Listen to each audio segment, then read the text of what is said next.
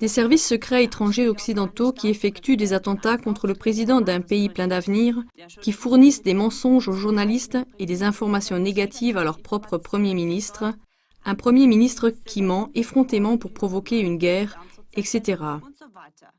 Tout ça sonne comme une conspiration, ou comme une théorie de conspiration, comme l'appellerait la presse d'aujourd'hui. Selon la définition de Wikipédia, le plus grand dictionnaire encyclopédique online, une conspiration est une action secrète entre plusieurs personnes dans un but précis, le plus souvent illégal ou illégitime. Des incidents très différents et historiquement prouvés démontrent qu'il ne s'agit pas de seules théories, mais de faits historiques. Comme par exemple la chute du gouvernement iranien, prouvée par les services secrets britanniques pour l'étranger MI6 en 1953, ainsi que l'action soutenue par la CIA, l'agence américaine de services secrets, à savoir l'invasion de la baie des Cochons au sud de l'île de Cuba en 1961, avec l'objectif de renverser le gouvernement révolutionnaire de Fidel Castro.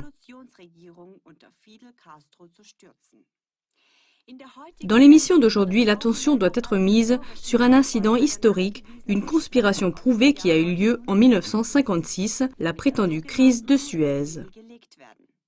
Car actuellement, on note fréquemment des conspirations qui fonctionnent selon ce même modèle. En 2004, un documentaire de la BBC, radio britannique, The Other Side of Suez, montrait l'autre côté de la crise de Suez de 1956. Le documentaire évoque la montée de Gamal Abdel Nasser, le président de la République d'Égypte de l'époque, et la crise de Suez qui y est liée. Dans l'émission, la parole est donnée à beaucoup de témoins de ce temps-là, ce qui procure une image un peu différente de Nasser que celle qui est décrite dans les livres d'histoire occidentaux. En Occident, pour justifier sa chute, on comparait Nasser à un Hitler ou à un Mussolini du Nil. Dans un documentaire allemand de la chaîne TV Arte, qui est apparu fin 2015, Nasser était présenté comme un dictateur brutal qui tentait de mettre en œuvre un socialisme adapté et qui réprimait durement les opposants au régime et la société civile. Mais Nasser n'avait jamais eu le socialisme en vue et son peuple, dont il tentait d'améliorer la vie, se trouvait presque unanimement derrière lui. C'est ce que montrait le film de la BBC. Il est significatif qu'en 2004, c'était justement Arte qui avait diffusé le film de la BBC en allemand.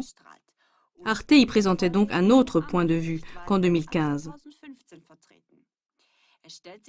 Se pose alors la question, pourquoi Arte, mais aussi la BBC, laisse-t-il actuellement cette manière d'exposer les faits aux médias libres, puis ensuite les attaquer et les accuser de transmettre des fake news lorsqu'on est en présence de cas semblables mais actuels, comme la guerre en Libye ou le conflit en Syrie.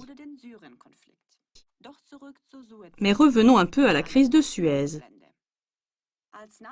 Quand Nasser a été élu président de l'Égypte en 1956, le niveau de vie en Égypte était l'un des plus bas du monde. Cela bien que, après-guerre, l'Égypte ait été le pays au monde le plus important stratégiquement grâce au canal de Suez qui fournissait en pétrole les pays industriels occidentaux et à cette époque-là et jusqu'à aujourd'hui. Mais l'entreprise qui contrôlait le canal à l'époque appartenait principalement aux anciens seigneurs coloniaux de l'Égypte, la Grande-Bretagne et la France. Le personnel se composait d'Européens et presque aucun des nombreux millions de dollars que le canal générait chaque année ne revenait à l'Égypte. Mais Nasser avait des plans ambitieux, l'indépendance et la liberté, et aider son pays à sortir de la pauvreté. Pour éradiquer la misère de masse, Nasser projetait la construction du barrage d'Assouan qui devait approvisionner la région en eau pour l'agriculture et en électricité.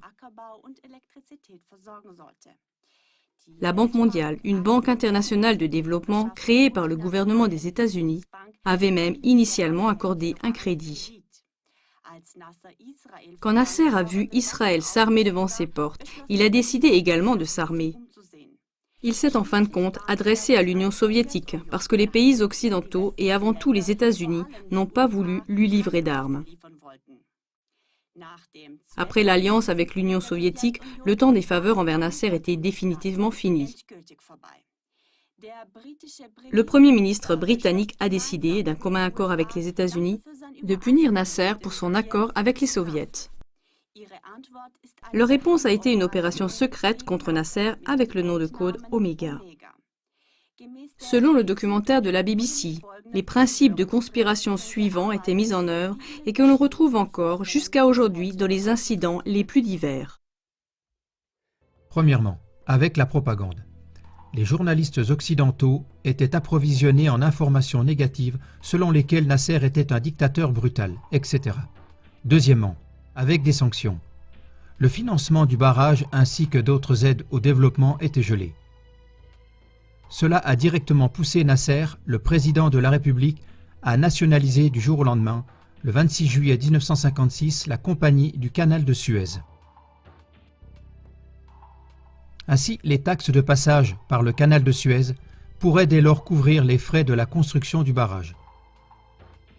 Troisièmement, avec un changement de régime, renversement du gouvernement. Plusieurs attaques contre la vie de Nasser ont été provoquées, mais elles ont toutes échoué.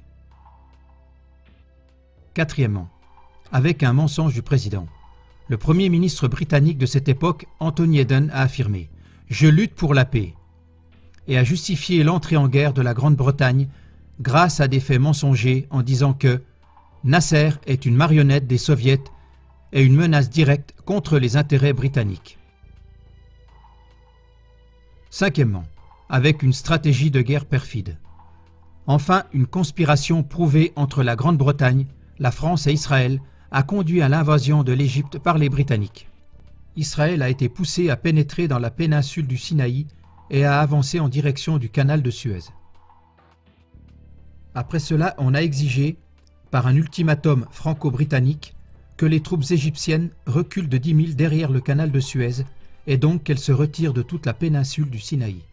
Comme on pouvait s'y attendre, le président Nasser a repoussé l'exigence, ce qui donnait à la Grande-Bretagne et à la France le prétexte souhaité pour gagner militairement le contrôle du canal et pour renverser le régime de Nasser.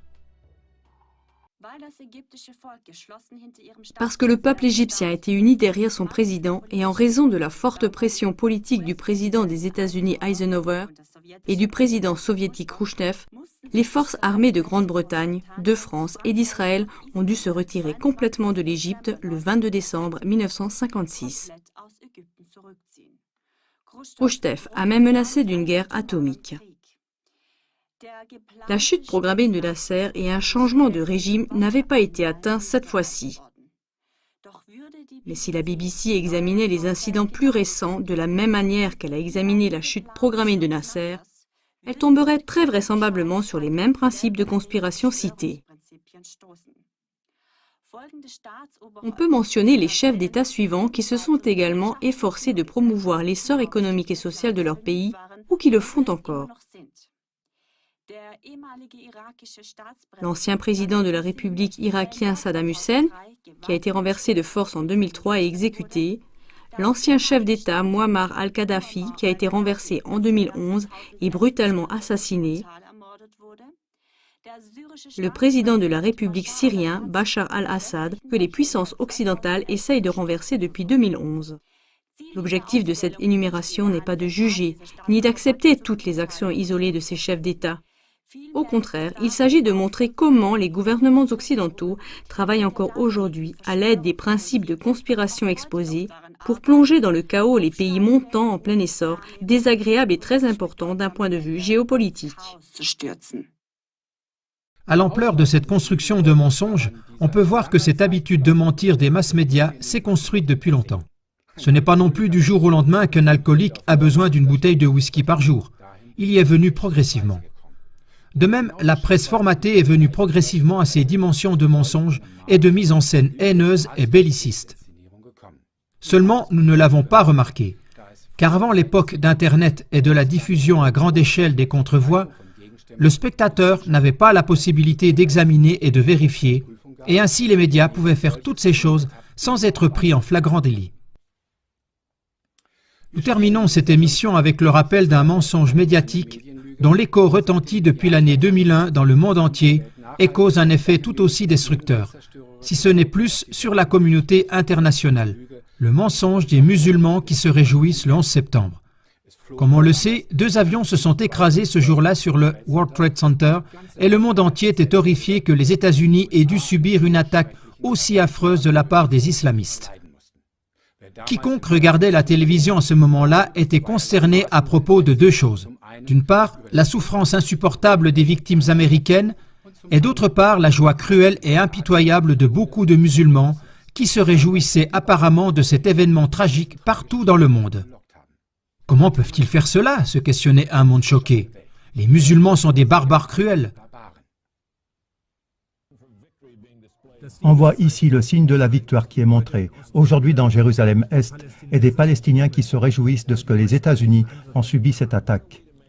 Que devons-nous penser de cela, Jennifer, alors que Yasser Arafat a officiellement condamné cela? Nous voyons ici des gens qui applaudissent, qui rient et qui se réjouissent que des milliers d'Américains soient morts dans l'attaque insidieuse. Nous voyons le V de la victoire qu'ils brandissent devant la caméra.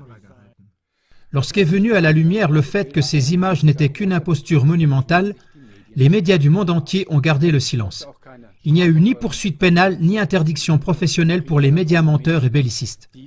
Et ce, alors que les musulmans s'étaient réjouis devant les caméras parce qu'ils avaient été trompés et abusés par des journalistes de l'agence de presse Reuters. Que s'est-il produit exactement? Les journalistes de Reuters sont arrivés avec de nombreux gâteaux et ont appelé les musulmans. Écoutez, tous ceux qui montreront leur joie maintenant devant la caméra recevront gratuitement des gâteaux. Sans savoir dans quel but ces images seraient utilisées par la suite, les musulmans ont commencé à se réjouir, puis ils ont mangé des gâteaux. Ils ne se sont pas posé de questions. Mais lorsque ces images ont été publiées et ont servi de preuve dans un faux contexte, le monde entier en a conclu que beaucoup de gens dans le monde arabe s'étaient réjouis de cette attaque terroriste sur le World Trade Center. À l'époque, personne ne s'est demandé d'où provenaient en fait ces images. On n'a pas cherché à savoir ce qu'il y avait exactement dans ces images, quel était le véritable arrière-plan. Et c'est ainsi que toute cette duperie s'est développée en mensonge planétaire et en campagne contre l'islam, dont les conséquences désastreuses sont encore terribles aujourd'hui. Une haine immense contre l'islam. Et les médias de masse mentent et continuent à mentir en toute impunité. Mais comment expliquer que l'excitation des masses populaires et la propagande de guerre d'une telle ampleur dramatique puissent être maintenues jusqu'à ce jour sans être punies? Celui qui propage avec une foi aveugle les rapports des médias mensongers avérés se rend par là complice de groupes hautement criminels. Tant que ni les procureurs ni les tribunaux en matière pénale n'agiront contre les grands médias mensongers, il ne peut y avoir qu'un seul moyen de désamorçage, un boycott radical par le peuple de tous les médias mensongers avérés, que ce soit dans le secteur de la presse, de la radio, de la télévision ou d'Internet. Vous aussi, protégez la communauté internationale contre toute terreur d'opinion et incitation à la guerre au moyen de la propagande mensongère. مع تحيات Reality Today.